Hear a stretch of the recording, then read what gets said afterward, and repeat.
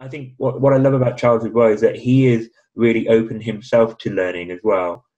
He doesn't pretend that he has all of the answers all of the time. Of course, he has a huge amount of experience and a really sort of crystalline vision of where he wants us to go artistically, and he's always been clear about, he wants a world where there is no difference in opportunity and quality of opportunity for disabled musicians to their non-disabled counterparts. For instance, one example of this is where, as a conductor, he hadn't worked very much. It had never worked, in fact, with anyone who was blind in the ensemble. So if you think about, conductor is normally a process of following visually cues from musicians have to follow the conductor with visual non-audio cue. And so Charles had to get used to this idea that some musicians in that ensemble may not be seeing him or following him at all, and they may be following his cues but via another player, for instance. So